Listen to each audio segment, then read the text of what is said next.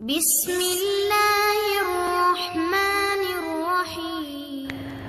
رشتے تو سبھی انمول ہوتے ہیں، پر اسے اہمیت کچھ اچھے اور کچھ خاص لوگ ہی دیتے ہیں۔ دل تو سبھی کو دیتا ہے خدا، پر اس میں جگہ کچھ خاص لوگ ہی لیتے ہیں۔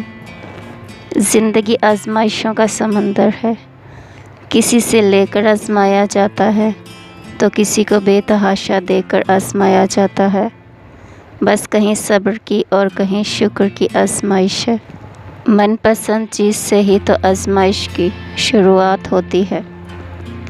آزمائش ان کے لیے ہوتی ہے جنہیں اللہ چاہتا ہے، اور صبر وہ کرتے ہیں جنہیں اللہ سے محبت ہو۔ رسول اللہ صلی اللہ علیہ وسلم نے ارشاد فرمایا، آزمائش جتنی سخت ہوتی ہے اس کا بدلہ بھی اتنا ہی بڑا ملتا ہے۔ رسول اللہ صلی اللہ علیہ وسلم نے ارشاد فرمایا، اذان اور بارش کی حالتوں میں دعا رد نہیں ہوتی۔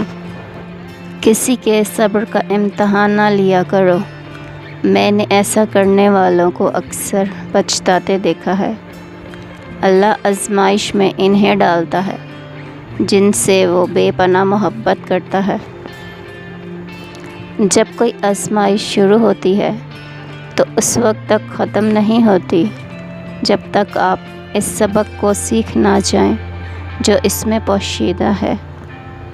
سب کچھ کھونے کے بعد بھی اگر آپ کے اندر حوصلہ باقی ہے تو سمجھ لیجئے ابھی آپ نے کچھ نہیں کھویا۔ نیک عمل وہ ہے جو لوگوں کی تعریف کی توقع سے بے نیاز ہو کر کیا جائے۔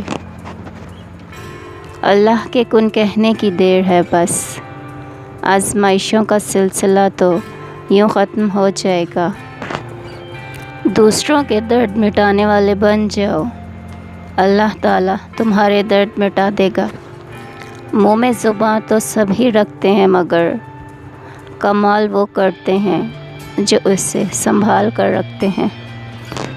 شیخ عبد القادر جیلانی فرماتے ہیں، تو اللہ کی راہ میں مستحق کو بھی دے اور اس سے بھی دے جو مستحق نہیں۔ اللہ تجھے وہ دے گا جس کا تو مستحق ہے، اور وہ بھی دے گا جس کا تو مستحق نہیں۔